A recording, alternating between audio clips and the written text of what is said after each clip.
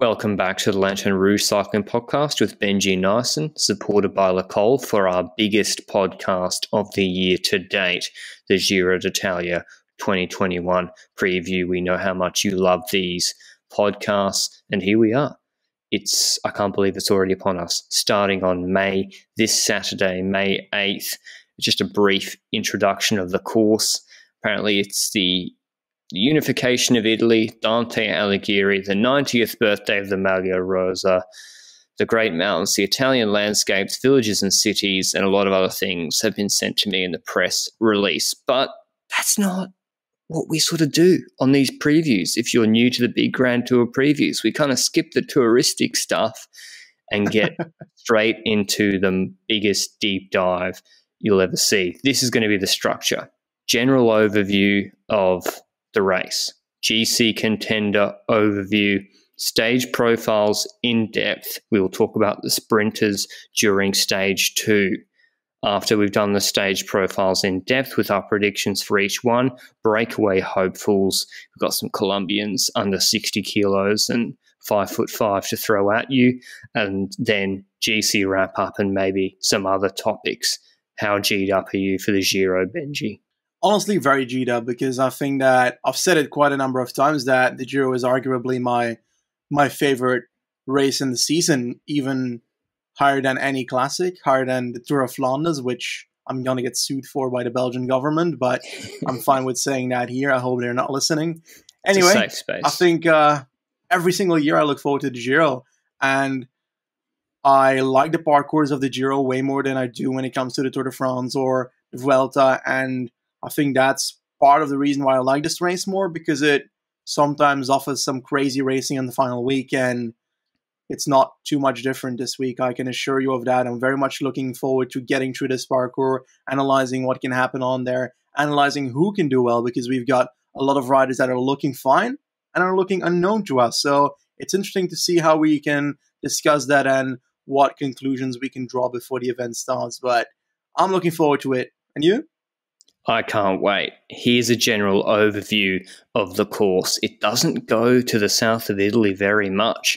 It's under Florence for not very many stages. It starts the Grande Partenza in Torino in the Piemonte region in the northwest, west of Milan, closer to the French border, and it goes south for a bit and then back up to the eastern side, hard Dolomites section in the second and third week of this race, including a quick journey over the Slovenian border to Gorizia on one of the stages. So it's a pretty interesting course, different to last year, which had, I think they went to Sicily, Benji, and there was the Fulsang incident. But it's 3,450 kilometers. There's a rest day after stage 10 and stage 16. According to the graphic that they've sent me, we're on press sort of releases now. We get information. There are 2 5-star stages to Cortina, 3. Zoncolan, stage 14, mark this down your little diary, 22nd of May 2021, stage 14, 5 stars, Zoncolan. Stage 16 to Cortina d'Ampezzo, 5 stars. I don't agree with that on the 24th of May. It looks like a 4-star to me. Stage 20, 5 stars before the Milan TT, Valle Spluga. Everyone will be tuning into that, the last road stage there. So 3 5-star stages. I'm a bit disappointed they didn't make the Cadel Evans Strada Bianca stage 5 stars, but no matter. We'll get to that. We'll get to that, Benji. Calm down. I know you're already fired up. The GC contenders who are here, the main ones, don't get mad at us. We're just telling you what the betting markets say, because that's the clearest way to look at this, in my view. There's 2 groups. There's the 3 lead contenders in order in the betting. Bernal, Yates, Evenepoel. Bernal is narrowly the favourite on Betfair, the only odds that really matter, not the bookies' odds. Bernal narrowly the favourite ahead of Simon Yates, who's improved in the betting in the last 2 weeks or so. Evenepoel is third in the betting at $6. Bernal $4.30, Yates $4.60, $4.70. Evenepoel a bit longer. That's the first group. Then the second group is a bunch of second-tier GC contenders, all on similar odds. Carthy, Vlasov, Buchmann, Landa, and Almeida a bit longer at 30s. The others, depending on when you get it, 20s to 23, 24. So they're the two tiers. Then there's longer shots of Nibali, Bennett, Sivakov, Hindley. But the two main groups and the ones we're expecting to really contend are from the ones I've just said. Are you surprised by any of those odds, Benji? Any of them you're like, that's just way out of whack? I think that there's a few that I'm doubtful about. I think in general, Evenepoel is the first one that is a complete unknown when it comes to form and so forth. It's so and low. To have him in the top 3 favorites, I wouldn't bet on him yet. I think I'd need to see something first before I want to put money on the line. That's kind of, I think, the danger of betting. That if you bet on Evenepoel right now, it's more gambling than betting, in my opinion. And I won't tell you not to do it, but I won't do it. I'm not really sure I'm going to bet on the Giro. I haven't checked yet. But all in all, I think that is the main one that really stands out. I thought Almeida would be a bit higher in the sense that we'll talk about why I think that a certain rider is good or bad later, but I expected him a tiny bit higher. And next to that, I think that it's also underrating Vlasov a tiny bit. But I understand that Simon Yates is high up, but he's also the kind of person that was high up quite a few times in the Giro so far. And one of those years, he completely failed that Giro, and the other one, he was looking very good and had that incredible, departure from the top of the GC standings when Froome went on haywire in that 2018 stage with Col de Finestre. So, yeah, all in all, I think that Yates is still a bit high because of that concept for me, but we'll talk about it more a bit later, I think, when we go into the riders themselves. I think there's 3 big question marks hanging over those 3 big contenders. Bernal, first of all. Yesterday, he's published on Strava. He's just been training around Monaco. He's published on a segment he's done 6.5 watts per kilo, 386 watts, I think, for 20 minutes. That is, because I did a video analysing all of his training numbers prior to his 2019 Tour de France win, that is his peak condition. That is very good numbers for Egan Bernal. He's never been a guy to hit 6.9, 7 for 20 in training. 6.5 is very, very good, well, not just for him, for anyone. So he is in good condition. But the question mark for him is the back. 2019 Tour de France, he wins. Then 2020 Tour de France, he was looking good up until stage 15. Don't forget that. It wasn't like Bernal was not competitive.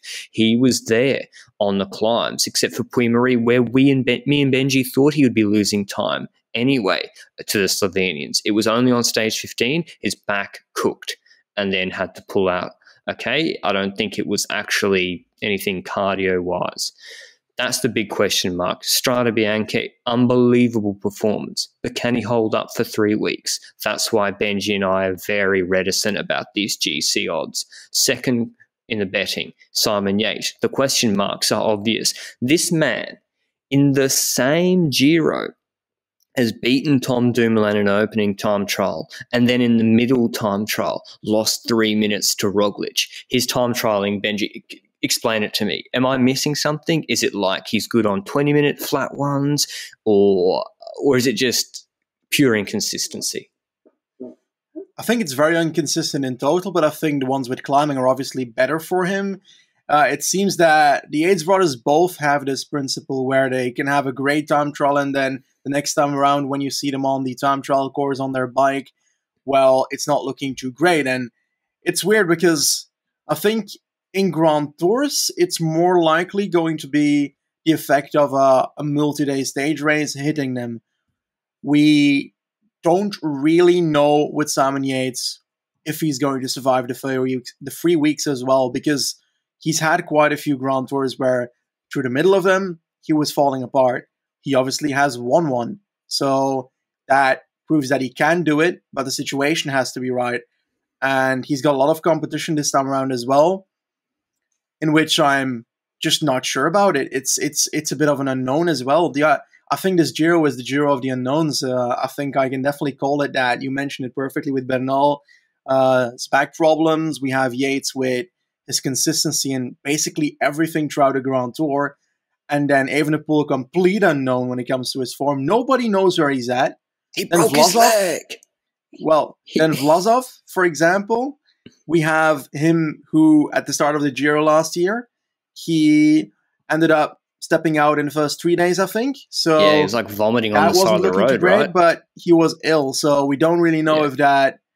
I don't think we can pull too much out of that. And Vuelta, he did prove that he can succeed for 3 weeks and looked great on the last mountain stage as well. So I think when it comes to Vlasov, I might have the least amount of question marks. And that's weird to say for a rider that has not podiumed the Grand Tour in his past. Like, it's the fact that we have to go to someone like Vlasov already to have zero unknowns, or at least limited unknowns. That says a lot about the state of every GC rider at the start of this Grand Tour.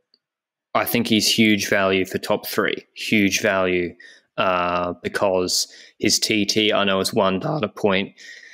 His TT at Paris looked much improved. He's been riding it a lot more. He's older, more experienced. He's disappointed me this year. I'm not going to lie. I thought Provence Ventoux, he was poor. And remember, they had Tejada attacking and he couldn't follow. But he couldn't perform like he did in 2020. But I think, I never think he's going to smoke people on the climbs and gain 2 minutes back. I think his descending's average. But I think he's just going to be there or thereabouts all day and all 3 weeks. And I think at least one of those three favourites are going to have a problem. And speaking of which, I just want to finish on Yates. Remember, Simon Yates, he's done the Giro every year since 2018. He was the guy wearing the Maglia Rosa when Froome attacked on stage 19. He was ahead and he lost 40 minutes on that stage. That's why Benji and I are like, I'm not putting my money down on that man. And you can say, like, Benji, you realize he was longer, and then his Tour of the Alps performance is why he's now almost even with Bernal. Like, that is just insane to me. Who did he beat at Tour of the Alps? Sivakov, who Benji and I are a bit down on at the moment, and Pale Bilbao. And Vlasov, I guess, Vlasov too. As well. But should that mean he's even with Bernal? I'm not sure about that, to be honest. In 2019, as I said, he lost 3 minutes in the San Marino time trial. Race done. In 2020, he was favourite for 2 hours. From Thomas hitting the bid on to the race getting to the base of Mount Etna on stage 3, Simon Yates went into $2.50. And then he was sick. He got COVID.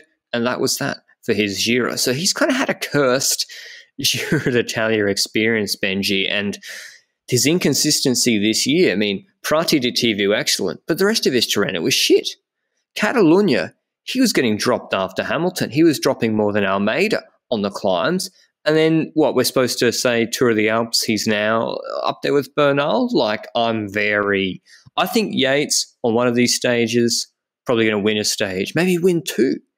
I love him to win a stage. His descending is better than Vlasov and Evenepoel, probably. But they're the question marks. And as Benji said, Evenepoel, the guy broke his leg, or he went into a ravine, and he's just back.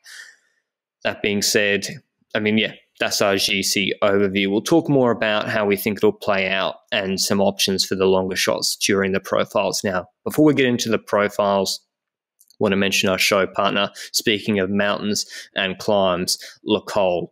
Le Col have a big affinity with the Giro d'Italia. They have their factory in Italy, and they've just released 2 new drops, Mountain Pro Air kits, Stelvio and Mont Ventoux kits. Benji just, I believe, received his. He put it up on his Instagram. He's a very happy chap at the moment, and they look sick. So if you're doing some big mountain climbs this summer or coming up, maybe if you go to the Dolomites, go and check out those kits through the link below. And thanks to Le Col for supporting the podcast. Another note, which is, if you want to get your hands on those kits, maybe if you back yourself, we we're doing a mini fantasy league. Is that what it's called, Benji? A mini league?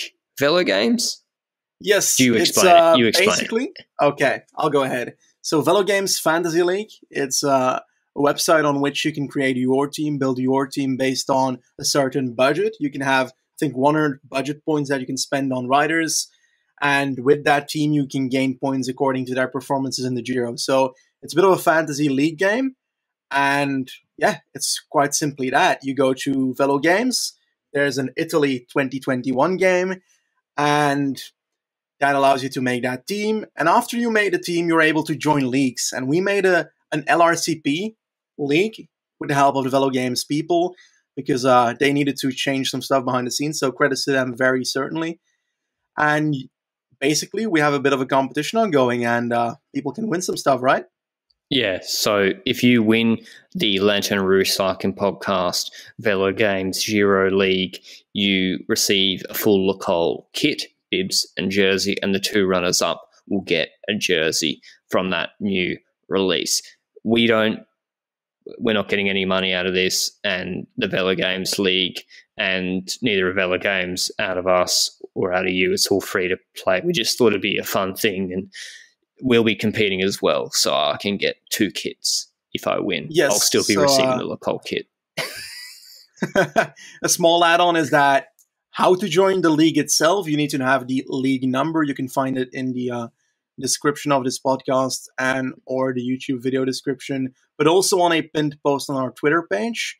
It's the code 84485 if you want to be very quick about it during the podcast itself, but you can also find it on Twitter. That's probably the best spot to do it, or the description of the podcast. So you'll need that to be able to join the league, and without joining the league, we'll post a tweet in the coming days, I think just before the Giro starts, because you don't want to spoil it before the selection process is done. And then you can post your teams on there, explain why you chose certain riders. Looking forward to it.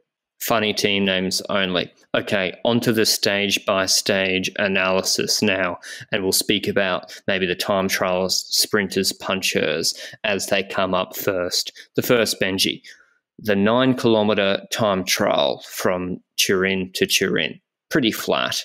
And 2 months ago, during UAE Tour, Benji and I would have taken 30 seconds on this stage, and we said Filippo Ganna is winning. But now I'm not so sure after how he's performed at Romandy. And Romandy, Benji and I decided wasn't just him taking it easy, because he actually did the second half of the segment more risky than Dennis. So who do you think is winning this time trial, Benji? Could it be a weird one like Bodnar? Probably not. I think there's 3 names that I'm looking forward to on this time trial. It's still that I'm curious what Ganna is going to show here. Another name that I'd like to pop is obviously the rider that won the time trial at Romandy, which is Rémi Cavagna. He won that time trial in healthy conditions, in sunny conditions before it started raining, so we're not sure whether that influenced it a lot. Likely did influence it quite a bit. And then another rider, well, 2 more riders I'd like to add. First of all, Evenepoel, but we don't know where he's at, so it's impossible to say if he's going to win it or not. I am kind of on the situation where I am simply going to say I don't know where Evenepoel is going to start this Giro, in what form. I think that they won't send him to the Giro if he's going to be in terrible form, but I think they've made it quite clear in some of the articles in preparation of this Giro that he's not likely to be the GC leader, but they could be lying as a team before that, but I think that I tend to believe that. But the last name, Will Barta. He was second on the time trial in the Vuelta, just behind Roglic. I don't think that he's on the level of Cavagna. And I'm also not sure that a prologue is good enough for him. And that's why I'm not necessarily putting him on the same level as the others. And then if we quickly scroll to the rest of the riders, I think I can... that's actually a very good pick. Go ahead, talk about it. I just think Bettiol's a chance. If Ganna's off, Bettiol's possible. I mean, did he do, I think I'm remembering he did a pretty good Tirreno Adriatico TT. He came 6th in the San Benedetto 10-kilometre TT, and he was behind Wout van Aert, Pogačar, Ganna, I think, and Kung. And we don't have a lot of those names here. So Bettiol, I think, is a big chance. I think Evenepoel's taking the Maglia Rosa, Benji. first stage. Tell me about it. What do you think he's going to do in this Giro? Do you think that he's going to be on the level that the odds are saying he will? I have no confidence for the duration of the 3 weeks and on the climbs. No, I don't have complete confidence, but I think his TT is what he's best at. I think he's just an elite time trialist, long, short, whatever. And I think he'll have just been studying and studying and studying this. Not that it's a 9K prologue length TT, but I think, yeah, he'll come top three in the TT. And I don't know if he'll actually win. If Ganna hadn't looked as bad the other week, I wouldn't have said that at all. But now it's more open. And I think, yeah, Evenepoel's gaining the most time of any of the GC contenders. Where do the other GC contenders fall? Do you think Benji, Bernard Vlasov, Yates? I mean, Yates Almeida? Could be the best. Yates could do better than all the others, I think. Not as good as Evenepoel, but he can do a better TT than the others. I think Landa's losing time to all the other ones. I disagree in the sense that we haven't mentioned Joao Almeida, and that is the issue with the Koenig, that they have multiple options. They have Masnada, who rode a great time trial as well on Romandy. So they've got 3 riders who can do very well on a time trial on their day. 4. And I think that despite all the names I've given so far, that it's going to be the Koenig rider taking pink. And I can't say if it's going to be Almeida or Cavagna, but I think it's going to be either of those two, personally. I trust in that. I believe in the possibility. I think that Ganna will likely do better than we are expecting. But from the last month of racing, I don't have the confidence in Ganna, despite this time trial being on paper perfect for him if he was in form. All right. That's our thoughts on the opening TT. I think Bernal, Landa, Vlasov will all be much of a muchness, and it's not going to change the race too much. We've got too much climbing later on. Stage 2, from Stupinigi to Novara, 173 Ks. This is a sprint stage. There's no climbs in the last 70 kilometres, and it's a flattish finish in Novara. This is the opportunity Benji and I were going to take to talk about the sprinters and who we have here. Decker and Groenewegen, both on Jumbo-Visma. Nizzolo with decent leader. Volscheid and Co at Quebecer. Who else? Nikias Arndt has won a Giro stage, I think, before for Team DSM. Moschetti for Trek. Gaviria with half a train at UAE Team Emirates. Quickstep don't have a sprinter. Cofidis have Viviani with full train. Bora have Sagan with decent-ish train. Bernal, Ineos no train. Alpecin with Merlier, De Bont and Co, but no Ricard, surprising to me. And probably the favourite for this stage is Caleb Ewan with his full squad of boys. Who do you like for this straight-up sprint stage, Benji? Chimalai. I think before I start talking about my sprinter here, I want to catch up to the fact that you mentioned that Walscheid was here. I didn't actually notice, but I just write him down for a top 10 in the first prologue as well, to be honest. Same for Trotting, by the way. But if we actually look at the sprinters now, then in regards to Jumbo-Visma, it's going to be a story of whether they're going to be sprinting for Dekker or Groenewegen. And I believe that if Groenewegen is at the start of a sprint stage, you're going to sprint with him. And that is against my hopes and dreams, because I wanted a Dekker stage win. And I don't think it's going to happen on this stage. I think this is a too straightforward of a sprint. Pure sprint. To go to a rider that is not necessarily the fastest. I don't believe that Dekker is currently the fastest sprinter in this peloton. I think that Caleb Ewan is. On paper, this is perfect for him to win. And his goal this season seems to be to get one stage win every Giro. Every Grand Tour, not every Giro. There's only one Giro. But and he's winning GC, Caleb Climber, after MSR. Yeah, we forgot about that. KOM, Polka Dot Ewan. Anyway, on a serious note, Caleb Ewan is, in my opinion, favorite here. But I'm going to counter you. And I'm going to say that I would expect Viviani to overperform on these pure flat stages. Agreed. And I think that Tim Merlier is going to win a stage this Giro. And I think it might be nice if he surprises directly on stage 2. because I believe that Tim Merlier is the kind of sprinter that the second he kicks, he can get a bit of a boost. He's also got acceleration, and Ewan has it as well. Yeah, I'm gonna say Tim Merlier. Yep, 100% agree with Benji, because we saw at UAE the Lotto train was more shit than good. Ewan won that stage at UAE because Mercu and Bennett moved in front of him, and then he just got this slipstream and away he went, and the train got him ahead a bit better. But Ewan train I don't 100% trust, nor do I think he trusts them. So Merlier, I think I'm surprised they didn't bring Jonas Rickard. Is he injured or something? Because it showed the price. The Bont, maybe Rickard, the Tour. Pardon? Tour for maybe Mathieu going van to der the Tour. Poel. I thought that lead out was so good. I don't know where Philipsen goes.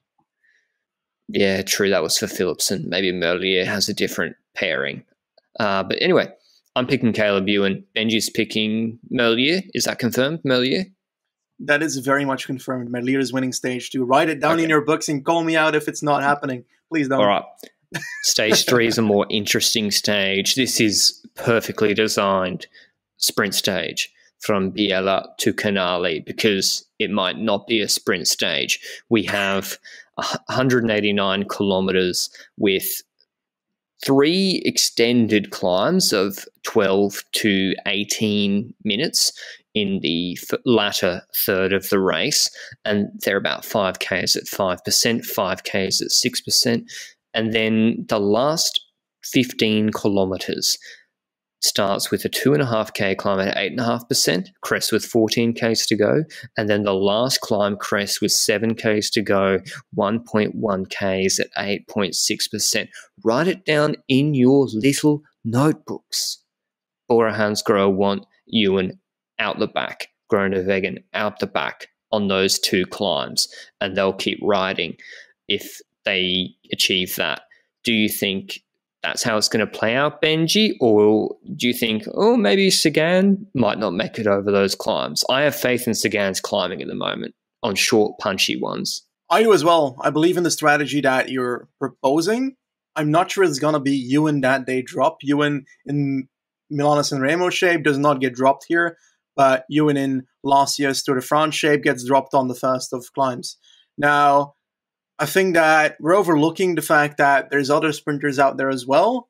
And I think that Nizzolo might actually be able to get over this as well. I think Viviani's getting dropped on this one, like 90% sure. Don't see that happening.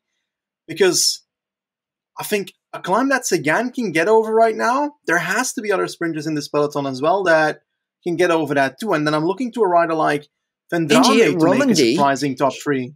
He was climbing well at Romandy. I don't know. Yeah, I agree, but it's not like this stage is destroying the sprinters. I think that Viviani's definitely dropping. I think that Ewan's going to be on the brink of it. I think that Nizzolo might actually survive. Nizzolo has the capabilities of getting over hills once in a while.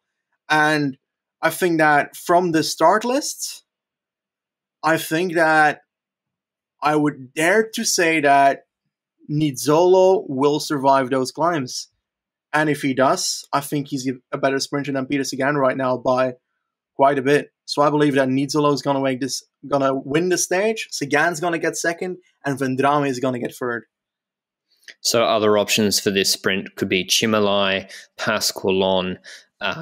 What about Alessandro Covi? Do you think Gaviria is dropping, Benji? Yeah, for sure. He's not finishing this in the front group. Okay. So we think Gaviria and Groenewegen are dropping. Ewan, it depends. If Bora really trusts Sagan on these climbs, they put Groschartner and Fabro or Aliotti Benedetti on the front, smack it. They've then got Daniel Loss afterwards to drive it, to keep the gap to Ewan if he's dropped. I'd really like to see here Benji first Grand Tour stage top 5 for Nathanael Tesfazion. He's pretty quick, actually, but he'd need a really reduced group. Are we looking at this in the wrong way, Benji? Is there a possibility teams like De Koenig and Ineos, if Ineos are going to ride aggressively, that they use these climbs like in Tour de la Provence stage 1 or 2 when Moscon attacked with Alaphilippe? Are we going to see Cavagna attacking, Moscon attacking on these climbs? Yeah, I think Cavagna yes. might be actually attacking in places like this. Honore as well, also the kind of candidate that can Yep. do something like that. Those are indeed names that we could look for, but will they succeed? I'm not really sure about it. I feel like there's a significant gap between the final climbing section and the finish, which makes me doubt whether that is going to work out. You've got that small lump in the last 10 kilometers, but I don't think that 500 meters of 6% will be the death of people. I think that that's going to be a section they're going to need to get over. All right, I agree with Benji. Probably not so hard, that final climb, and it's not too much for them to launch from. So I'm going with Nizzolo. I agree with Benji's. Well, Benji hasn't given his final pick yet. Yeah, it was also Nizzolo, but now I feel like I need to be contrarian and figure someone else out because it can't be too equal. I think that I have to. I made my podium pick. I had Nizzolo first, again second, Vendrame third. So I can't go back on that. But let's go into stage 4, which is one I really like. I believe that this stage looks great because it's very unpredictable, I'd say, in the sense that we start off with a total of 187 kilometers from Piacenza to Cestola. And, the first 80 kilometers is basically flat. We've got an intermediate sprint, the fast one. And that is after a 5-kilometer climb. Why? And I do have to give in. Wait. For Ciclamino points. Yeah, that's true. I have to give in that during all these stages, the first intermediate sprint is Ciclamino points. The second one is bonus seconds. Keep that in mind. Forgot to say that before the stage had started. But the Ciclamino points are after 4 kilometers of climbing at 5.5% in the middle of the stage. And then we've got just up and down the entire stage. We've got a third cataclimb a bit later. That is the Castello di Carpinetti with 3.5 kilometers at 7.3%. Pretty damn steep. And then we have, with a bit of a valley in between, after that, a climb di Monte Molino, 8.5 kilometers of climbing at 5.8%. Plateau section on top. Descend, a bit of an uphill section that is not counted as a climb, but is uphill at 4 kilometers at 7.3%. Not categorized is what I mean. Then another plateau section on top, and then we descend until a good, is it 7 kilometers from the finish line? Roughly, I think that it is. And yeah, to be honest, that final climbing section of 4.3 kilometers at 9.5% is a wall. I think that we can classify it as that. Looking closer into the final climb, it is not necessarily steep all around, but it's got sections, a full kilometer of 12.8% average, a half kilometer of 12.8% average, 10.4 the next half kilometer, then 9, then 12.4. So it just keeps that high gradient. And towards the top, the final 300 meters, they flatten a tiny bit. We say flatten, but it's still 5.8%. So we can definitely see this as a potential launching point, because after that point, we have a good 3 kilometers left of relative flatness, a tiny descent of like a kilometer in there as well to the line. And I believe that this will be a breakaway stage. I just don't see it differently. I think that the parcours here is so, it shouts breakaway to me. And the problem that I have with the stage now is that the early parts of the stage don't necessarily allow for a big breakaway to go. And that's the only counterpoint I have to the breakaway aspect. But it would be nice if it's not a breakaway stage, because that final 10 kilometers, I'd love to see that from the GC aspect. I think break is a good option because it's not a pure mountaintop finish. So the GC contenders might be thinking, is it worth it? Even if I get a 10, 12-second gap on that climb, I'm going to have to then hold that for 2-3 Ks of plateau afterwards. So they may not have the appetite for it.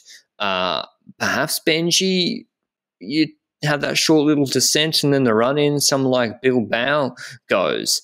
I'm not sure. From the break, I'd be looking at riders like, I'm going to say for every hilly break, Cepeda for Androni, but he might not even be going for stages. He might be going for top 10 on GC.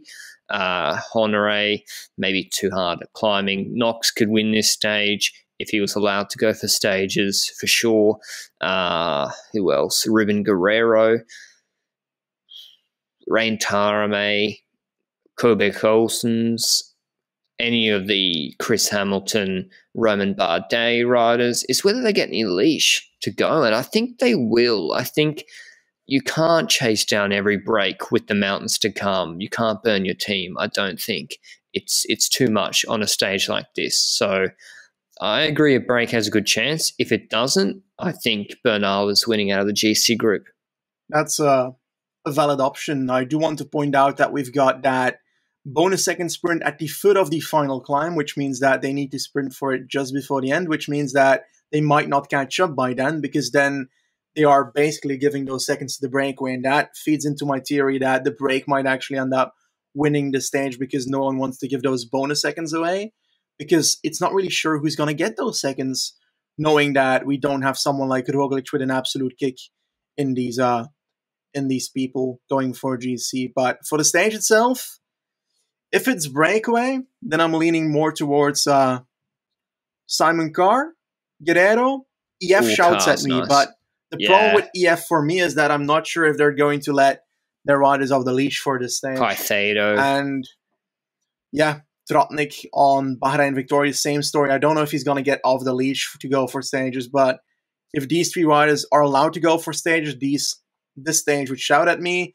And I'd expect the Koenig to be very offensive throughout the entire Giro d'Italia. And if I look at that team for riders for this kind of stage, the only name that comes into mind that has any place to go off the leash, I don't even know if they have any, because let's say that Evenepoel has a decent time trial. Let's say that Almeida has a good time trial as expected. Let's say that Masnada has a decent time trial as well. And they've got three people up in the top 15 of GC perhaps after the initial prologue, which means that since that moment, they're not going to have gained time with those riders. And if you've got three riders to protect, then you're going to need every man on the ship to help out. So that's I'll look at it a different way.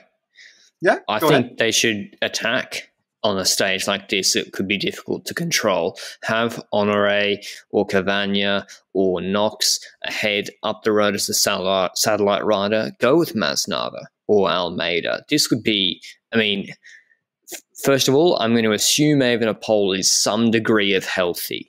This is the sort of stage we would expect him to attack up and down all day, and holding a gap or maybe even extending it over the plateau of a climb. If Evenepoel's healthy, by the way, his climbing is more than fine. He won Picon Blanco stage, which is stage 3 finish of the Vuelta this year, mountain top finish in Burgos, and on stage 5, the one Sosa one when he was out of GC, he was right up there on these long, steep, nasty climbs. I think his climbing is fine. But anyway, stage 5. Wait.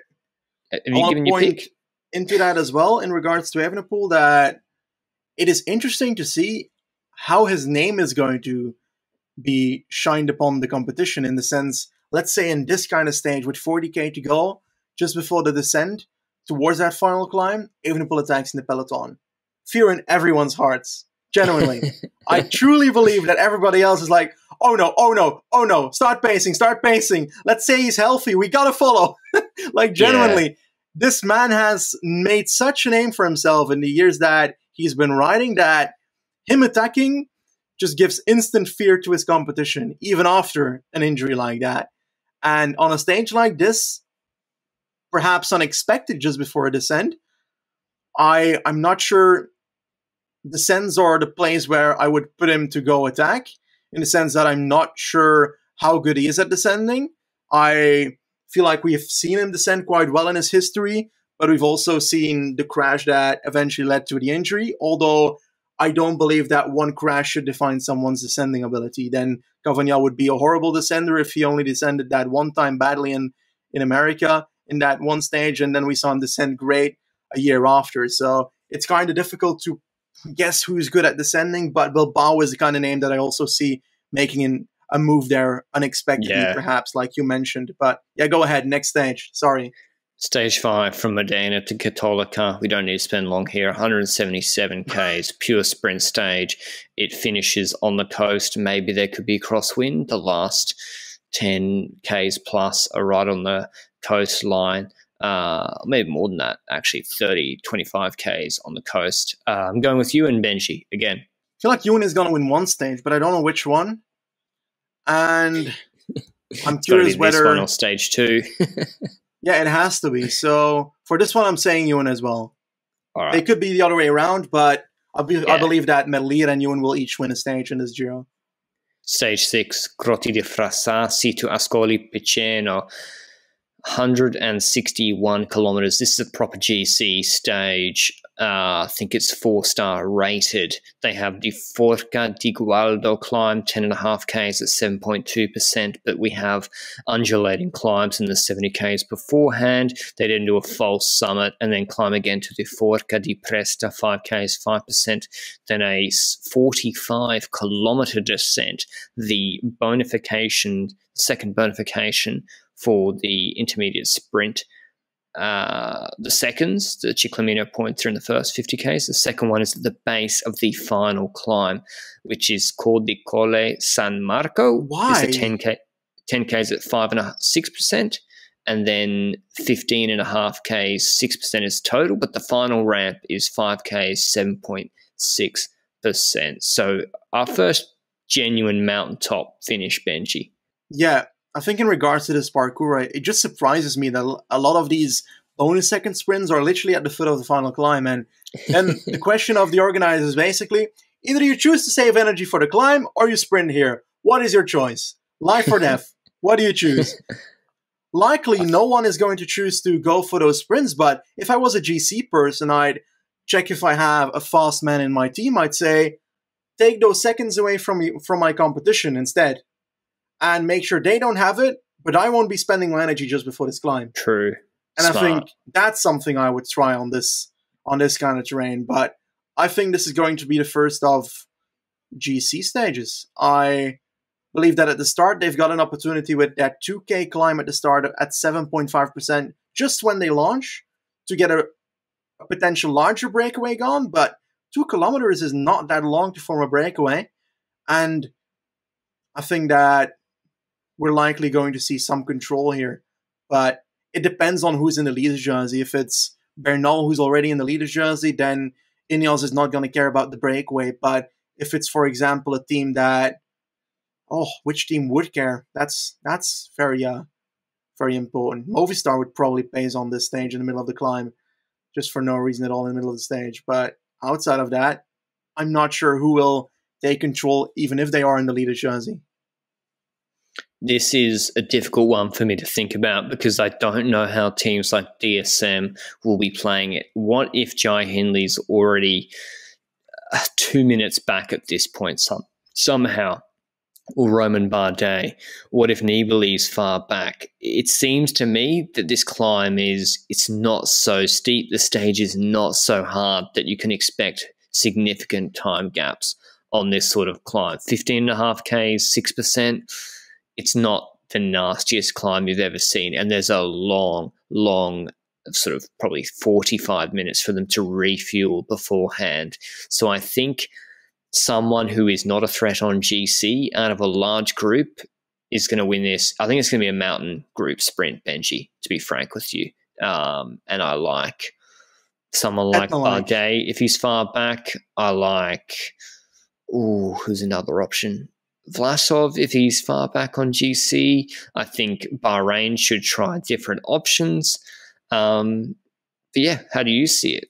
Ciccone. I said just a second ago that it would go towards a rider that is from the GC, but I just don't know who in the lead would pace on this kind of stage, knowing there's this entire flat section before the middle of the stage where the climb is happening. I'm going to go ahead and I'm going to say that this might be the first stage in which the likes of a Mollema will try something, because Mollema's not here for GC, according to what I've been saying so far. Mollema's here for a stage win, because with a stage win, he can achieve a stage win in each Grand Tour that exists. He has one in the Tour, he has one in the Vuelta, and he wants one in the Giro. He already has a top 5 in the Giro. He's like, I'm going to go for stages. I think that Ciccone might be the GC plan for Trek Segafredo, because I don't trust Nibali enough with that arm. And therefore, I don't think that Ciccone will be the option for them to go with personally. I think that Mollema will likely win a stage in this Giro. Where, I don't know, but this could be one of the options. But it really depends on who controls the race or not. I think it can be like Jebel Jais in the UAE Tour. I think there could be, if someone's strong in the break, they could stay up there for a long time. That's how Antonio Pedrero from the break, someone like him could stay up there for a long time. And if no one's serious about chasing, he could actually snag a win. But yeah, I agree with that sort of philosophy. Benji, Hugh Carthy, I think I prefer him on the really, really steep stuff, to be frank. It's weird. It's a weird finish just because they've got such a long time beforehand. I really like Mollema because Wingegaard won in that weird Yai stage. Mollema, I agree with. Otherwise, Bardet or Soler, yeah, it depends where he's on GC. This reminds if me. Ineos train it up, Danny Martinez. I'd love for them to be aggressive and let Danny Martinez attack as well. But I don't believe in it. No, I don't think so. I don't believe in that, but in regards to Soler, I think this reminds me a lot about that stage in the Vuelta where they started pacing on the middle climb to try and control the breakaway, and then they went hard on the final climb, but I think they didn't have too many riders left, and then eventually I think Roglic destroyed them on that final climb. Yeah. But I remember something like that vaguely from the last Vuelta because we did it on the podcast here. And your face reminds me of all the stages we did in the Vuelta, of course. In all honesty, I think that this is the kind of stage where the group might still be big if the GC actually makes it, and then someone like Soler boosts away in the final 2 kilometers, and people like Bernal won't react necessarily because they're like, it's only Soler, we'll catch him anyway.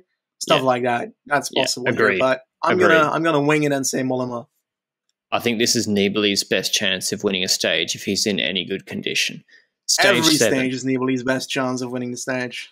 Stage 7, that's all I'll say on Nibali. Noraresco to Termoli, 181 Ks, and it looks like it's got soft medium mountain in the middle, which shouldn't terrify any of the sprinters, to be frank. And then it's pretty much just got a pimple at the end. I think I tried to look at the gradients. I think in the last 2Ks, it's only like 1-2% uphill false flat. I don't think it should really terrify any of the sprinters. The question is whether if any of them have issues in the middle of the stage and they let the break go. I mean, it's on the coast. A lot of this finale, there could be wind. Maybe there won't be. I don't know. I'm not an expert. But yeah, do you think this is sprint, break, Benji? I don't think it's reduced group. Like, who's getting dropped on that finale out of the sprinters? Yeah, I agree with you. I believe that this is this is most likely going to be a pure sprint stage. David Decker. I'm curious about the fact that they've got Chieti. I'm saying David Decker there. I think that it's curious that we have Chieti in the first half of the stage. That climbing section, Fulf Cat, and I would love to see that in the final of this stage with like 30 kilometers to go as a perfectly designed sprint stage that we don't know if it's going to be a sprint or not. Yeah. But then again, we'd be ruining every stage for Viviani. So I think Viviani was good at UAE Tour. He was terrible in Romani because quite simply he could not get over the hills required to get to the sprint. But I'm going to wing it and say that Viviani's going to win a sprint, and he's going to do this one. I disagree. I think it's going to be Merlier in this one. I think the little uphill will affect Ewan's error. I like Merlier or Decker. Stage 8, Foggia to Guardia San Framondi, 171 Ks. This is break. This is just breakaway all over it because you've got 2 uncategorized climbs. There's no bonus seconds. The first one's 85 Ks. That's Ciclamino. Sagan should clean that up. Well, no, he won't because it's a break probably unless he gets in it. Then they've got a Cat 2, 20 Ks, 4.6%. Then they have a 42-kilometre descent. Then there's the intermediate, 8 Ks from the finish, the bonus seconds at Castel Venere, and the final climb's 3.1 Ks at 6.5%. Nothing to offer the GC teams. There's no way you'd say on the bus, let's work all day for this finish. The middle climb's not hard enough to get significant separation. I just see this as break all day. And this is where I wish I wish Ciccone would lose time deliberately, because I think he'd clean it up, but he won't. I don't believe he will. And as a consequence, I think that it's definitely a breakaway for me too. I just don't see it happening otherwise. It kind of reminds me vaguely, but not really, to the stage that I think Kemna won in the last Tour de France, where they had a climb, then a plateau till the last hill, which was like 3 kilometers of climbing till the end. This is different. This has a downhill between the climb and the last climb, but the concept is still the same. The climb at the end is not high enough to do the damage, and the descent will improve the chances of the breakaway even more, in my opinion. And therefore, with that climb also at the start of the stage to form a breakaway, I truly believe that a breakaway is the thing that I'm looking for here. Looking at riders that could do so, I think that we're going to see not Niall Desfacion, or did I just ruin his name? Sorry. Desfacion in the breakaway. He's going to get over the mountain. I believe in it. From those Italian classics. And I think he's got the punch on the final climb to beat the others. And I believe in it. I do. Felix. I'm talking to you, Felix Großschartner. Can you lose 10 minutes? Oh, yeah. You would, mate, you'd clean this stage up if Ciccone is not there on that final climb. I wish, because you know who will be there, Benji? Visconti. Pello as well from Androni. Visconti, big chance for Bardiani to win this stage. I want to see 4 Bahrain victorious riders for this stage. Maida, Moritz, Tratnik, Vals. Forget about Landa. He can look after himself. He's experienced. Seriously. Moritz on this stage, he could attack on the descent, Benji, then have Tratnik behind. Tratnik can sprint away at the end. Maida's just a really good climber to pace on the climb. Bahrain got to be focusing on this stage. I think they got perfect guys for it, because the final climb isn't too long. My pick is Jan Tratnik for this stage. I'm going to go ahead and I'm going to ignore everything I've said so far, and I'm going to go for a rider that was good at Valenciana, Victor Lafay from Cofidis. He's going to be in the breakaway here. He got the 4th in GC in Valenciana, in a group with the likes of Enric Mas, but also other people like Gisbert and Mate.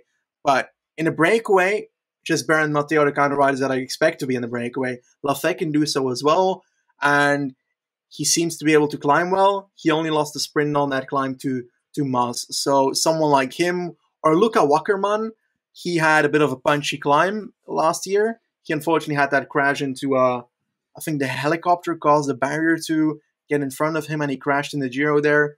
But he changed teams. He hasn't performed well this year, but if he was in the form of last year, then I believe he might be able to survive the climb and go towards the end. And another name, I'm going to change again. Sorry. Scrap everything. Vendrame is going to be in the breakaway. Vendrame is going to win the stage. That's a nice call. I don't know about the uphill, though. I think I like my pick. He was great at Sestriere last year. Yeah, true. All right. Stage 9, Castel di Sangro to Campo Felice, 158 Ks. It's another weird stage. It's medium mountain all day. I mean, it's hard medium mountain. 14 Ks, 4%. 11 Ks, 4.5%. 12.7 Ks, 4.5%. 12.5 Ks, 5%. Plateau, then 2.5 Ks, 5%. And then they climb up to the finish to Rocca di Cambio, 6 Ks at 5.7%. And I believe we have some sterrata, some gravel sections at the end of this stage. It's a lot of calories, this stage. I know the climbs aren't steep, but it's a nasty one. And I think Ineos should try and take control and put pressure on this stage, Benji. I think Ganna, Martinez, Moscon, Castroviejo can really put a lot of pressure on these climbs because they're shallow gradient, and try and expose riders like Vlasov and Landa and weaken Quickstep. But I'm going with Dan Martin, Benji, and I don't know if it's from a break or the GC group. I dare to say that could fit. I believe in that. I think when I look at the stage, I see a stage that if you take it and you put it in the third week, this could be one of the best stages of the Giro. It's got huge climbs in the first 50 kilometers. And that Passo Gotti. It's called Gotti because it's godlike. And that will allow a large breakaway to get away. Promise you. Large breakaway gets away on this one. Hard to control.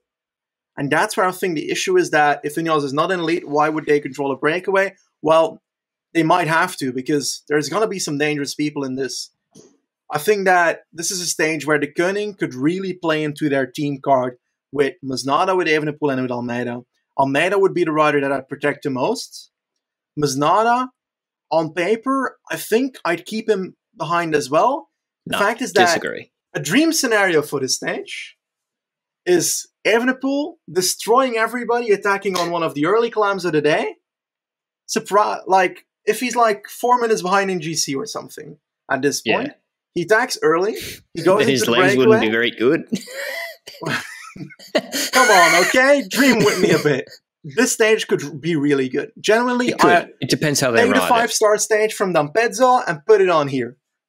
And put it in the third week. I don't know about that. But we can't switch around stages right now, can we? I think Quickstep should use Masnada as an attacking option, not defensive. I think they should let him loose and see what he's really got personally, because I don't think Almeida can win the Giro. So just see what Masnada. Attila Valter, Benji, for this stage. I feel like Valter is the kind of rider that seems to want to go for GC in the early stage of the Giro. And I expect him to do that as well here, where he's aiming to stay up there in GC and then see where things go. And I think by this point, he's not going to have to decide yet whether he goes for GC or stage. I think after the stage or after the next one or so, he might lean more towards stages. And I hope he does by the third week, because I believe that he's more likely to win a stage in the third week, because he seems to grow in the races that he's in. If he has, he starts off not in a great form in the races he rides, and by the end of them, he's much better in the last few stages. We saw that in Catalonia, and I think it would really work out here as well. I think that on this stage, it might be too early. I think I'm going to see him more in the latter parts. But if I have to put a name on the stage, I gave my De Koenig scenario being an absolute dream and perhaps a bit unrealistic. So if I have to put a realistic name on this... Champoussin. Very good question. Champoussin, he's on a team where he's likely going to be allowed to go for GC in the early stage. And as a consequence, I don't think that he's going to have lost enough time up till now to decide to not go for GC. But I'd love to have him in the breakaway, because I believe he can do more if he goes for breakaway stages, personally. Perhaps... this is a very, very intriguing stage. Absolutely love it. That's why I went with Dan Martin, mate, because he could do it from the GC or the break. I just hedged my bets. What is Formula going to do in this Grand Tour? Is he going to lean towards GC or stages? Because let's say he goes stages, then this parcours. Yeah, Formula is a great shout. That's a great shout, Formula. Or Brambilla as well. Yeah, Mollema. Yeah, Pedrero, Jorgensen. They're the sort of names from the break. You're on the clock, Benji. Give me a name. Okay, the name is going to be... if I don't know anyone, I select Vincenzo Nibali. There we go. You're unbelievable. Stage 10, L'Aquila to Foligno, 139 Ks. I think it's going to be a reduced bunch sprint, and I think Peter Sagan is winning. 7 Ks at 5% with 40 kilometers to go. A largish break could form, though, with the 6 Ks, 4.5% they do in the first 10 Ks, and there's rolly climbs all day. I think it could be a short and fast stage, and I think big chance for Peter Sagan here. I see that option. The climb itself is indeed pretty far away from the line. It's not from the break one. I forgot that aspect of your theory. Nah, mate. I don't see it happening. I think that Bora is going to destroy that first uphill to try and get Sagan the Ciclamino points on the intermediate sprint after it. But I don't believe he's going to be in the breakaway for it. I think that for this stage, I'm saying that 30 kilometers after the descent of the final climb is that... It's a long time, yeah. I think that's quite a lot. Ewan just gives up, though. Ewan gives up once he's distanced. The problem that we don't know about Ewan is that he's also kind of an unknown, because... he wasn't looking too fine in that Spanish race. He rode Valenciana. And then the weather conditions could be an influence to that. Sanremo was amazing. I'm going to go ahead and I'm going to say for this stage that I could see Nizzolo getting over this as well. I could see Sagan definitely getting over these climbs. Viviani not. Gaviria not. Ewan is a maybe. And Temerlier is a most likely gets over this. And I'm going to say another stage win for Temerlier on this one. Belgian bias on show once again. Look at me. I said Ewan would get dropped. Maybe. It depends how hard they do it. Maybe it's not that hard, in which case I'd be going with Ewan. All right, our first Australian rest bias day. on show once again. We go into the rest day. When it comes to the next stage, arguably my favorite stage of this Giro, I don't know, I love it because of the history, is Perugia to Montalcino, 162 kilometers, and it's got those sandy sections that we all love. I hope it rains on this day because that could make it as heroic as the, I think, 2010 one that Kid 11's won. I was a Kid 11's fan back then, and I absolutely bloody love that stage. Genuinely, I look back at it every few times, every few years, I think, every 2 years or so. But when it comes to this profile, we basically have the first half of the stage not really going to influence too much, and we get to the first Serrato section after 93 kilometers. It's 9-ish kilometers long. It's got a bit of a descent in there, but I feel like the altitude meters on this profile are a bit spread out, which means that it looks a bit worse than it probably is. And we see that when it comes to the next climb, because after that first Serrato, we've got a small climbing section, but after that, we start a proper climb. And that climb has a Serrato section from the bottom to a bit after the top. And that climb includes a sprint in the middle of it. Like I just saw that. It's for Ciclamino, though, isn't it? Yeah, but It's still, Ciclamino. like, this is perfect for Sagan. But the problem is that at this point, the brake might not be caught yet. So it might not play into the cards of someone like Sagan yet. Although if they can keep it close until here and the race explodes, or we've got to descend towards the bonus gate, and then we start the next Settore, as it's called here, the third one of the day, which is a bit uphill, but it's not necessarily deadly. It's got a bit of a wall in there of 1 kilometer at 6.4%, not necessarily a wall. And then we go descending once again to the next Serrato. Luckily, no proper Serratos on a full descent, because that would have been quite dangerous. And that last Serrato section leans just before the final climb, which is once again the Passo del Lume Spento. And I think that's the aspect that is also kind of a fake news climb. So in this entire thing, we've got 2 fake news climbs, 2 times the same one. So remind yourselves, every single time you hear Montalcino, fake news climbs everywhere, Serratos everywhere, and the climb tops with about 4 kilometers to go with a small descent to the line. So, oh my God, I don't know what to say here. Like, I'll keep it short. I have no clue how this stage is going to be ridden. You can say it first. My pick for the stage is Egan Bernal, and just keeping it simple. Strade was third. There's no Van der Poel here, or Alaphilippe. So we've got Strade, we've got Settore, picking Egan Bernal. We've got long climbs, 3Ks, 10% on gravel. I like him for it. As long as his back is holding up, don't think the break will win.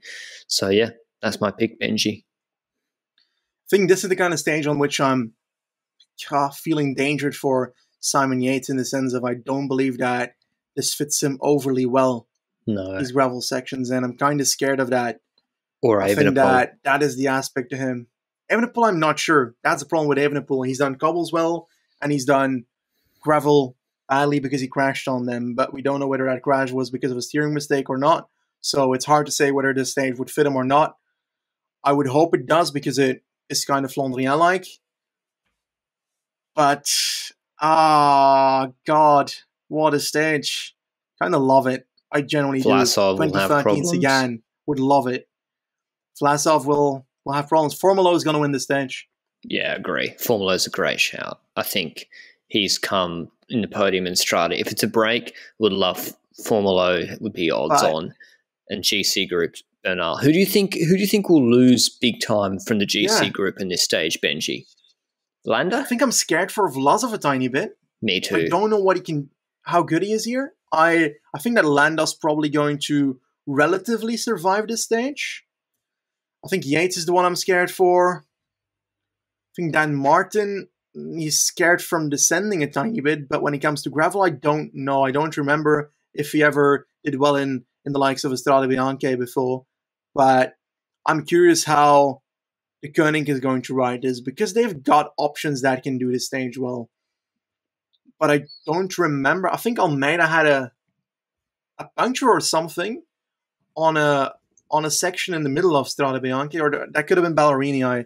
I'm not really sure about it. So not sure how Almeida's going to be doing this stage, but I'm expecting it to be relatively decent. I'm scared for Buchmann on this one. And outside of that, I think that Bernal is, like you mentioned, probably a rider that we see very much up there on this stage. And I'm scared for Hindley as well. Definitely if he has to take on a rain jacket here, then it's done for him, the Giro. Yeah. But so many great options. I think that we saw last year in that pretty rough stage, I think it had hills everywhere, that NTT tried to set up Pozzo Vivo for something, and Pozzo Vivo had a mechanical or something that made sure that didn't happen anymore, or he attacked and then it didn't really go anywhere. But I think that Pozzo Vivo might be a shout to do surprisingly on this stage. And I don't know what to expect from a Hugh Carthy. Would a Bettiol be able to survive the climbing on this one? I'm not sure. I never know what to expect from him. I'm just expecting Moscon to set up a massive Bernal move. So that's all I'm looking forward to be honest. But yeah, who's your pick? I forgot who I just said. I swear I said someone. Formolo. Yes. Formolo. All right. We've got that locked in. Stage 12 from Siena to Bagno di Romagna, 212 Ks. It's a difficult stage, but not a mountaintop finish once again. We've got a 5K 4.5% climb in the first 10 Ks for break formation. Then we've got Ciclamino sprint before the first big climb of 7.5 Ks of 6.3%. Then they have a ridge. Then the Passo della Consuma, 17 Ks at 6%, with a steeper first 8 kilometers of that one. Then they descend straight into the Passo della Calla, 15 Ks at 5.5%. Descend Passo della Carnaio, 11 Ks, 5%. Then a descent and 4 Ks of false flat uphill, it looks like to me, into Bagno di Romagna. Even a pole I would like for this stage, frankly. If breaking away on the last climb after everyone's tired, these climbs are put together pretty closely. But again, it's not a mountaintop finish, so will the GC contenders really care about, I don't know, they're not that steep. Ineos could set something up on these two Cat 2s in the middle. Depends, but it's a long descent, I think, of 28 kilometers into the last climb, which isn't that steep itself. I don't know, Benji. I think Simon Yates is winning this stage, actually. I'm kind of scared of the stage when it comes to the length of it. There's so many hills at the start, but it doesn't seem, I'm not sure it's enough to have a large breakaway. I think I'm going to tune in towards a breakaway victory on this one. And that breakaway victory might come from someone like a Rudy Mollard, or a Mollema would fit, but he can't win every single mountain stage that I see here. So Mollema, Mollard, those are the names I'm shouting for this one. And that's, I think, it for this for me. All right. Nick Schultz, would love for him to get some freedom at Bike Exchange. He's looked quite strong this year. He always performs in Italy. So, yeah, I'd really love for him to get an opportunity as well. But he might be on Simon Yates' protection, probably will be on protection duties for him. Next stage, 13, 200 Ks. It's not a Cat 1. It's a 1-star stage. Ravenna to Verona, sprint stage. Caleb Ewan is winning, and then he might pack his bags afterwards. Who have you got? I'm going to go ahead and I'm also going to say Caleb Ewan. Nah, I think he might leave earlier. I don't know. No. He's likely going to leave. Come on.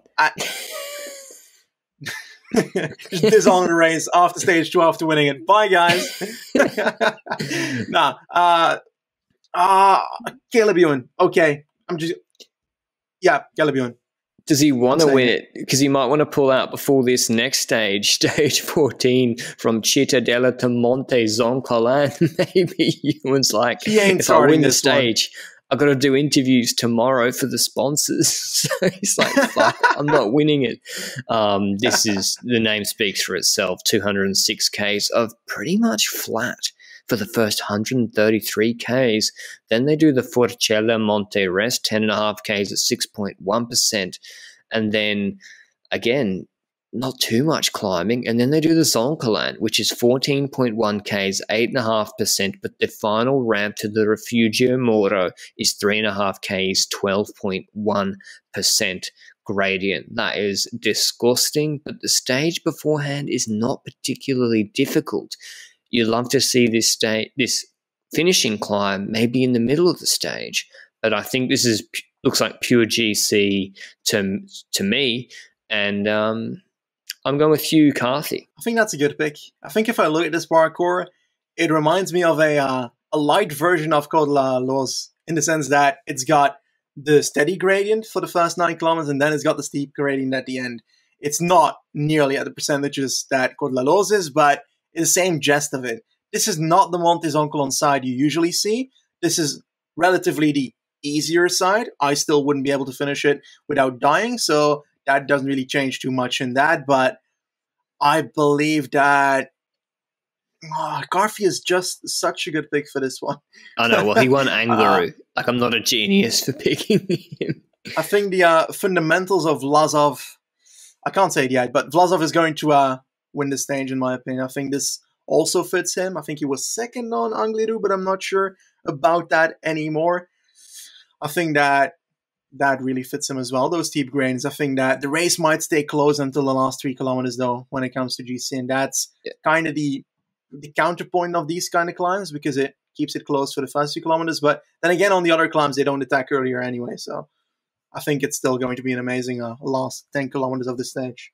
The ghost of 2015, Mikel Landa, is supposed to win this stage, and I'm sure he'll get his team to pace, but don't think he's winning it. Sosa, again, on his day, sure, he might win it, but surely he's riding for Bernal. Maybe they give him some freedom. Maybe they want to use him as a second GC threat, Benji.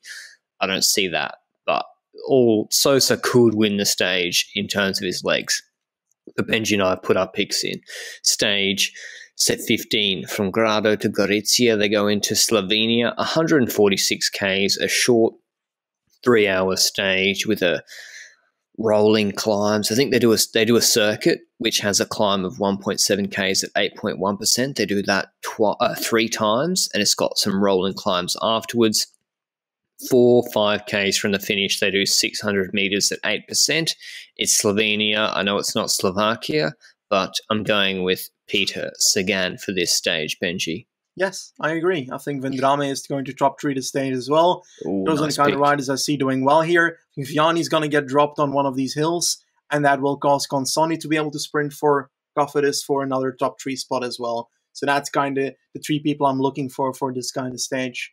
And I truly believe indeed that it's pointing towards the man, the myth, the legend, Peter Sagan. Fiorelli, let's give a little bit of love to some of the Pro Conti teams. Benji, Fiorelli, can he climb okay? The sprinter for Bardiani? I don't know. I generally don't know. I think that in Belgrade, Banja Luka, he had a lot of decent results on the flat parts, but that is not against the competition you have here. So, yeah, I don't know. In the Porsche Trophy, you've got hills, though, so he won that. I'd say he could get over this. Yeah. Chimalai, I'd love to see him sprint, or maybe he'll be leading out Patrick Bevan as an option too. Stage 16, this is supposed to be a big, well, it is a big GC stage. From Sacile to Cortina d'Ampezzo, 212 Ks out the gate. They got 11.5 Ks, 7%. Then that's what the break will form. Then they have a long false flat section before they start, with 113 Ks down the Passo Fedaya, 14 Ks, 7.5% descent. Passo Portadoi, 12 Ks, 6.5% descent.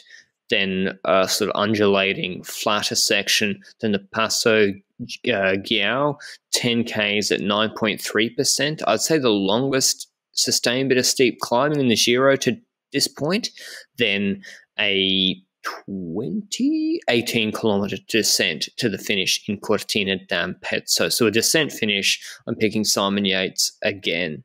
I think that's a good pick, but I'm questioning whether, they're putting a 5-star rating on the stage, for example, but I don't think it's 5, seems to have Benji. I don't think it's either, because I think the plateau section between the Pordoi and João is basically taking away the possibility of attacking on the Pordoi as a GC rider, because it's still so long to go. With 50k to go, that's a lot. It really depends on how the Koenig is standing in GC with their 3 riders, because if they've got 3 riders, then they're the first option to attack so early, because they can try it. The other teams won't have the options for it necessarily. We saw last year that the Koenig controlled a lot of stages as well, with Almeida being in pink. True. Will he be in pink now? That's a really good question. I'm doubtful of that at this point in the race. But I think the winner of this stage is going to be, should I say, Bilbao for this one?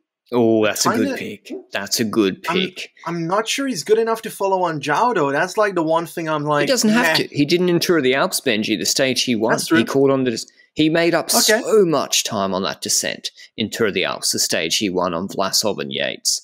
So that's a great pick. I'm jealous of that. I want to change to that. Stage 17 from Kanatzai to Sega Diala, 193 Ks. I think this is harder, Benji, for the reasons you stated. It's flat on a ridge line for 60 kilometers, pretty much, above 1,000 meters altitude.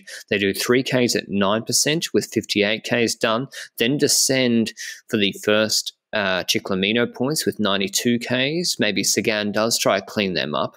And then they have the bonification seconds, the 30 Ks after, and the flat as well. So a long flat section here of 50 Ks.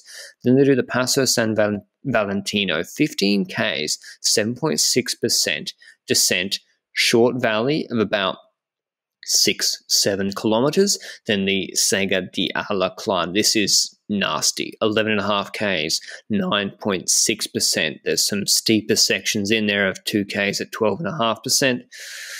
This is pure GC, and Bernal or Evenepoel is who I like. Ooh, you believe in Evenepoel a lot more than me at the moment. I want to believe in Evenepoel, but I don't trust it, and that's why I'm not calling him for too many stages here. I don't want to put my eggs in a basket I'm not sure is going to survive the first 2 weeks of this Grand Tour. And I believe if I have to put in a name for this stage, then I'm indeed looking at GC riders. I hope that somewhere throughout this Giro, Jai Hindley finds the form of the last year's Giro, because when I look at this parcours, this reminds me of the last climb Piancavallo, the looks of the climb. I don't know the percentages of Piancavallo and this one by heart. I can't compare them because of that at the moment while we're doing this live, but I think that Hindley will get a resurrection and will win the stage from a 3-man group in the last 500 meters or something, and then right away on the last section, because he's going to be the least important one on GC, I think, at this point in the race.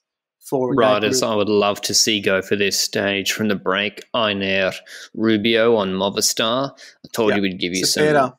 Yeah, and exactly, that's the man. 2 sub-60 kilo South American Cepeda's Ecuadorian, I believe, Benji, and Rubio's Colombian. So those 2 would be nasty if they're far back on GC, which I reckon Montalcino stage, those 2 are going to get blown the fuck out. So, yeah, I'd love to see them from the break. Next stage, long.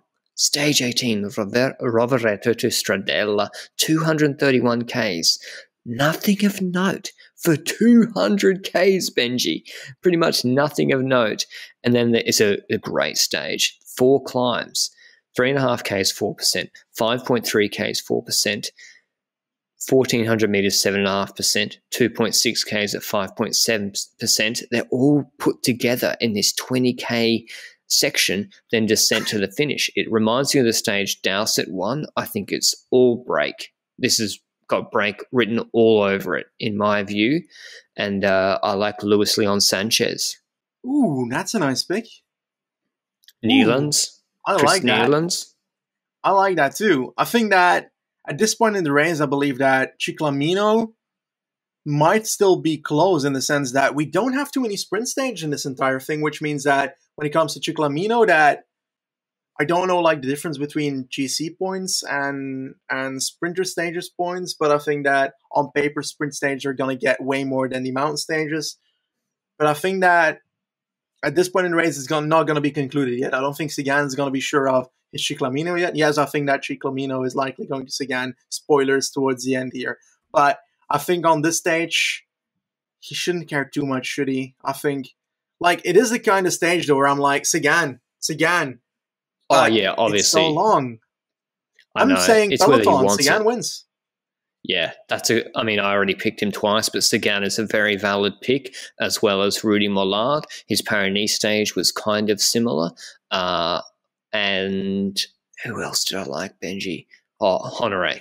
Honoré I really liked as well for this sort of stage. Cam Meyer, Australian national champ. If he's allowed to do this, which I doubt it, a long race with climbs like this, if he's actually in a reduced group, Cam Meyer is a good option, but I doubt we will see it. But it's an interesting stage. Not the first 90%, but the last bit will be exciting, which is all I care about. Stage 19, from Abbiategrasso to Alpe di Mera, 176 Ks. Abbiategrasso was the end of my tram line when I lived in Milan. And this is pure GC. Flat for the first 60, then the Motorone climb. I've actually done that climb on foot. So it was steeper than this, which is 15.6 Ks at 6.5%. Then they do the Passo della Colma, 7.5 Ks, 6%. Then a long false flat section before the final climb of 9.5 Ks, 9.2%. The problem with this stage is the extended valleys before the climbs allows people to refuel, and that's where GC gaps get minimized. But still, I think Ineos have the firepower, and I like Bernal. I mean, I have to repeat the same names. Maybe he won't get one of them, but this is Bernal, Evenepoel, Yates territory, in my view. Maybe Carthy and Vlasov, if they're far back on GC, they'll be allowed to go, but I think the break isn't winning this. Yeah, the thing is, like, when I started going through these profiles and started naming names and so forth, I was thinking towards Vlasov as potential winner of this Giro. I haven't decided yet fully, but I'll decide by the end of this preview. And the more I see these finishes, I feel like Vlasov doesn't have the finishing to drop the people that are going to be likely win him, because I'm not sure he can just simply drop them that easily. And that's why I don't put Vlasov necessarily as the winner of stage like this, but most likely as a consistent rider on this stage, which is important. He couldn't drop Schachmann, Benji, in Paris-Nice. Paris-Nice, the mountain stage, you couldn't drop Schachmann. The thing is, if we don't trust Bernal, then he's likely not going to be in ultimate form at this point in the race. I think that if his back cracks, he's going to be before this. But I trust him for this, and I think that he's going to win this stage. Egan Bernal. All right. Yeah. Next stage, the last road stage, Verbania to Valle Spluga. I think they made a mistake, Benji. This is the last road stage before Milan TT, 164 Ks. I'm not sure it gives the opportunities to make it back, kind of like the Stelvio stage did last year. Flat for the first 75, then the Passo San Bernardino, which I think actually might be a bit fake newsy, Benji. Sestriere like last year. Yeah. Maybe I'm not seeing it. 23 Ks, 6.2% descent. Then the Splugen Pass, 9 Ks, 7.5%. Then the final to Valle Spluga, 7.5 Ks, 7.5%. GC or break, Benji. There'll be some good riders who are far back in GC who should be allowed to go. What do you think? Satellite riders up the road, but there's no early climb, is there? I think that stage 20 will likely go to a breakaway rider that survives from the breakaway, but I don't believe that the GC riders are going to be too far after, because I believe they'll attack on the second last climb of the day, while the initial damage is done on the Passo San Bernardino if necessary. For example, I think this is a very good stage. I really like this parcours, and I kind of like that there's a small plateau section between the San Bernardino and the Splugenpass, because that allows for tactical play, like you mentioned. That allows for example, a satellite rider to go ahead and attack early on, be in the breakaway, and then if you're really like 4 minutes behind or 3 minutes behind, attack on the San Bernardino in that valley section, link up with your breakaway rider, and the breakaway rider brings you to the Splugenpass, gets you over the Splugenpass, you attack at the top there, go into the descent, you go to the final climb, and then you almost catch up with that breakaway rider that is going to win the stage. In the same way that 2016 Giro d'Italia, the stage that Tarame won, where Nibali attacked and dropped Chavez in the pink jersey.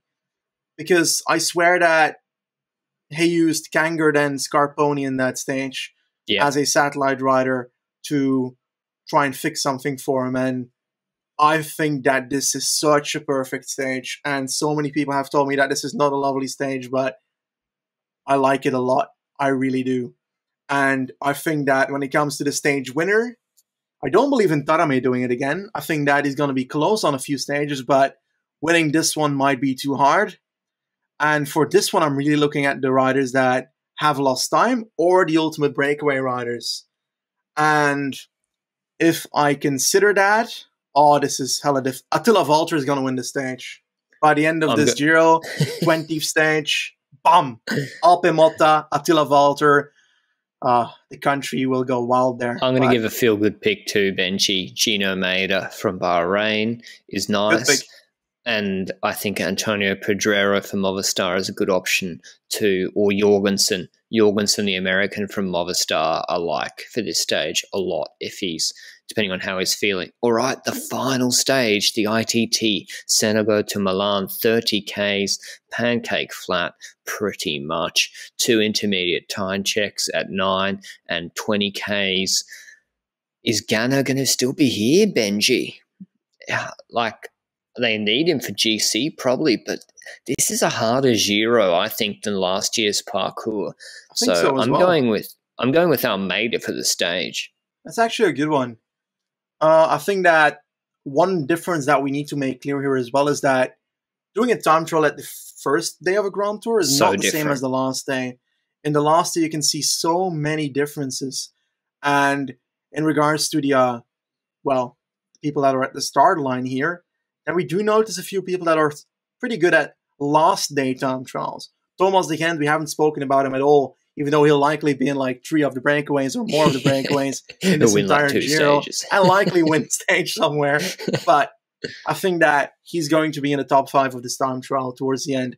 In the past, I would have said Campenaars, but he seems to be going straight for becoming Classics rider. He could have won this, Benji. Yeah, it's 32 kilometers. It's longer than usual. So that's an aspect that I think that I didn't think about yet, that this is longer than I expected it to be. Yeah. Evenepoel. Like, if Evenepoel's actually in good condition, he's putting big time in here. Yeah, that's true. Cavagna, is that still good on the last part? Potentially, yes, because at the first half of the Planche Belfield time trial, he destroyed everybody on the flat section, except for Pogacar.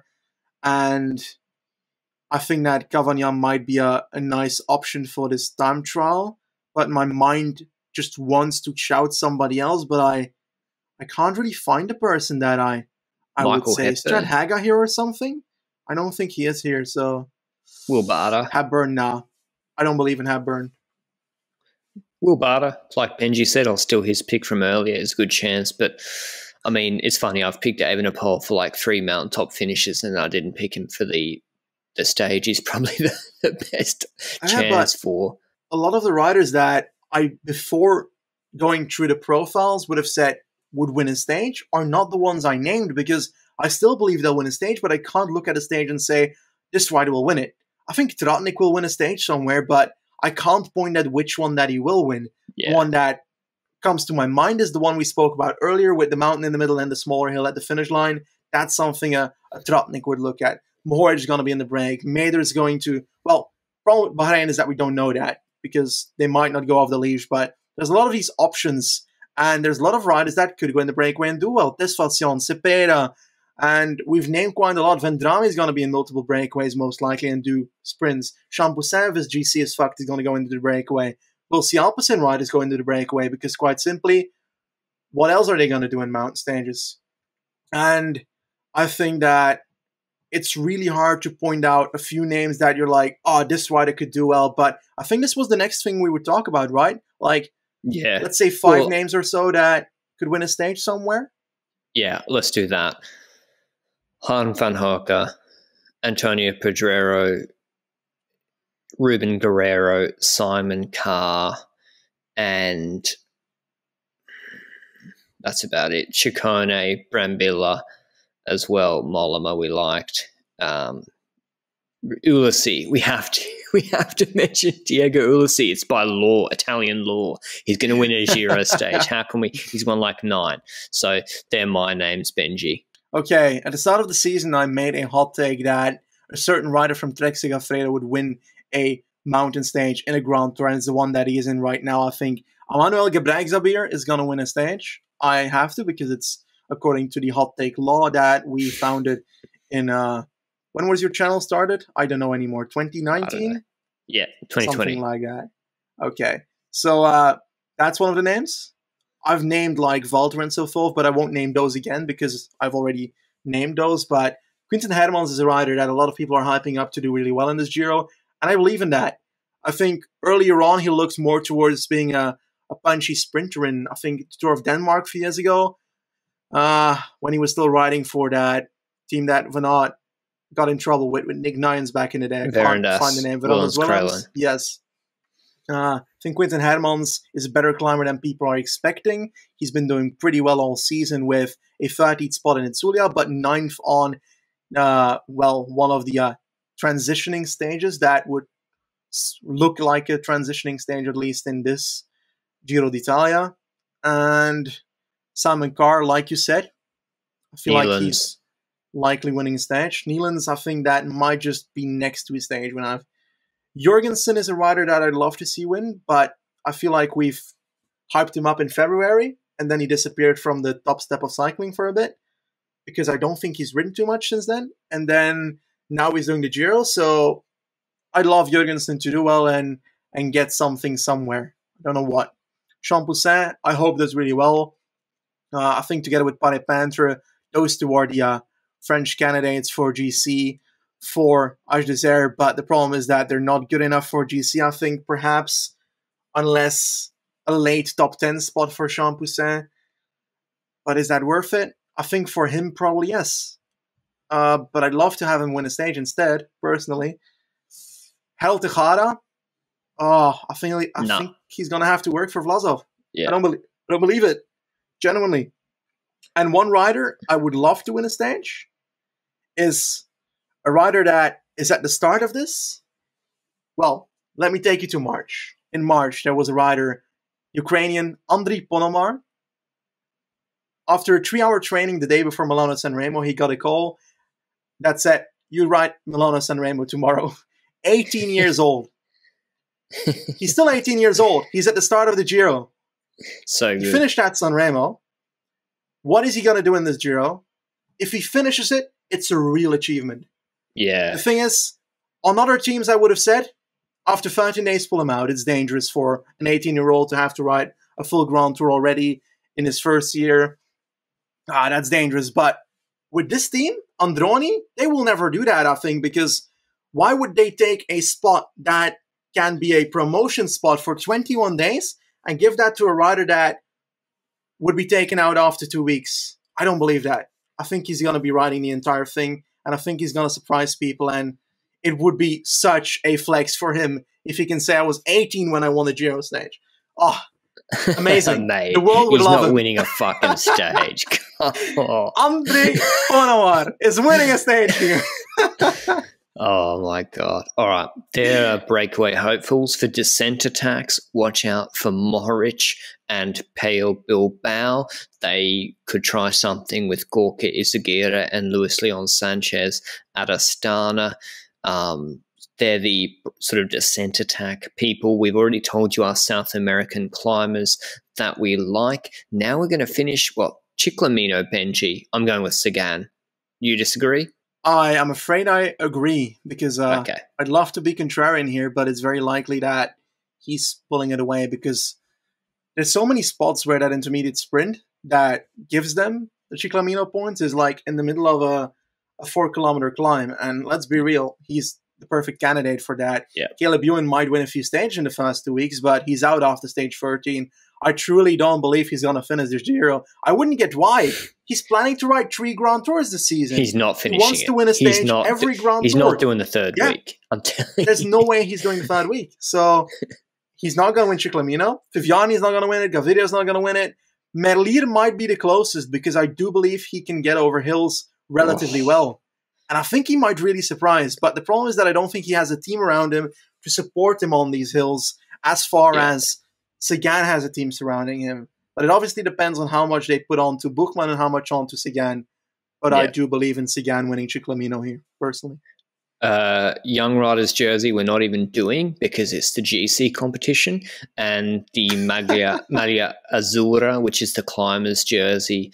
I'd love for someone like Cepeda to go for it and not go for his GC at all. He'd be a really good shout. So is someone like Champoussin as well. But yeah, Brambilla, Ciccone, if they don't go for GC, I don't really have a good handle on it, to be honest. But if you have to put me on the spot for that jersey, I'm going with Ruben Guerrero. Okay, I'm going to go for a bit of perhaps a rider we have not named at all. He's on the team of Eolo Cometa. I think Martondina might be a candidate for this. And why? Because he was second in the KOM classification of the Coppi Bartali, second in the Tour of the Alps KOM classification. He's clearly loving polka dots. So it's not polka dots in this race, but the KOM jersey might fit for him. The problem is he's finished second in all of them so far, so he might as well finish second again in this Giro. But still my call, Martondina. All right, now the one you've been waiting for, our GC picks. We've told you the odds. We've gone through all the stages. I've picked Bernal and Evenepoel and Yates for a lot of them. I've picked Carthy and Co as well. I have limited faith in Landa. I've got to be frank. I almost prefer Bilbao to finish ahead of him in a surprise result to get onto the podium. I don't see Vlasov winning the Giro, Benji. I just don't see it. I see either the gravel stages or something tripping up someone like him and Hindley. Bardet is going for GC, Benji, but he's shown nothing this year at all. And for Simon Yates, I'm not prepared to change my opinion on him just because of one Tour of the Alps performance. I have to go with Egan Bernal. I have to go with him. I know his back might play up. I know Ineos haven't even formally announced their team yet. So maybe his back is playing up. If I say Evenepoel, people will roast me. But let's just say I wouldn't be surprised, even though even saying that is maybe hyping him up too much. But if you have to ask me, I'm going with the favourite, Bernal. To win the Giro d'Italia of 2021, the Maglia Rossa, I think that my mind until we started this Giro preview was saying Alexander Vlasov, but I think that Vlasov will perform well. But I think there's got to be one rider that will overperform, and that's João Almeida. The Portuguese army will rise, and João Almeida will win the Giro d'Italia this year. He won't. After doing a great time trial at the start, on the climbs, he's going to try and not lose as much time as last year. And I truly believe he's going to be better than last year. I think that a podium is almost a lock if he finishes it in good form. And the 30-kilometer time trial in the end will get him from the third spot to first spot on the last day of this Giro. This will be the best final to a Giro in a few years. Well, last year was amazing already, so it's hard. But João Almeida, the Portuguese are going to love me after this. I think those third week climbs with 10Ks, 10%, the Passo Giao big problems for him. I think he's losing minutes there. I think he's going to lose a lot of time. I don't see it for Almeida at all. I actually think Masnada more possibility, Really? but even well, I see the climbs as different. The mountaintop, what mountaintop Yeah, finishes last year, Benji, did they have that were 11Ks at 10%, Giancavallo. and then the day before having the Zoncolan? I know, but he lost a lot of time on Piancavallo. Like, let's have a look at I that. know. That's the I problem, don't and want there's to talk not that about it. much. He had 3 TTs last year. He's got only 39 kilometers of TT this year. Oh, he didn't Piancavallo, lose he too much lost time on Giancavallo. 37 seconds. On 37 arguably the seconds. best wattage in 2020 and It was 2021 only combined. 8%. It was only 8%. I think these climbs are even steeper for Almeida, Benji. So if Catalonia has anything to go by, I'm worried for him. And that's why I don't think if there was a third TT, I might be getting onto your wavelengths. But no third TT, I don't think I can get on board with what you're saying. Otherwise, oh, by the way, I had an equipment malfunction if it sounds a bit different or if I look a bit different if you're watching on YouTube. The camera died. This was too long. But wrapping up, I think it's going to be a really exciting Giro d'Italia. I can't wait to watch every single stage. And yeah, let us know in the comments down below. Who do you like for stage wins? Do you think we're bugging? Do you think I'm way too high in Evenepoel and Bernal? Is there some random long shot that you really like for GC if everyone collapses? Maybe I'd get on board with that line of thinking too. But yeah, your last thoughts on this Giro d'Italia, Benji? Me having picked Bernal, you having picked João Almeida. Yes, I think I went for a bit of a dark horse perhaps for GC, but I kind of like doing that. I did so as well with Pogacar last year, and it turned out great. He wasn't on the radar of a lot of people, and it turned out well. So I do trust that I am enjoying this pick, and it will make me enjoy this Giro a lot because I think he's going to play a real role, and that's what I like about having a pick like this. I didn't like the fact that in our Vuelta playthrough, no, not playthrough, our preview. This is not my own channel. This is the podcast channel. But in our Vuelta preview, my GC was out of the race in the first week. They all crashed. Like, I don't like that. I want to see them race, and I think that is going to happen here. So that's why I've got Almeida selected. But I do want to remind people that they should still sign up for the Velogames that we mentioned at the start of this podcast. It's a nice competition. Build your own team and see how you do.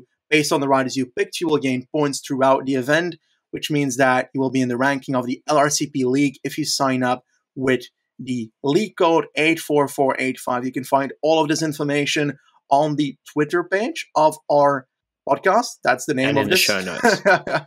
And in the show notes and in the description of the video and so forth.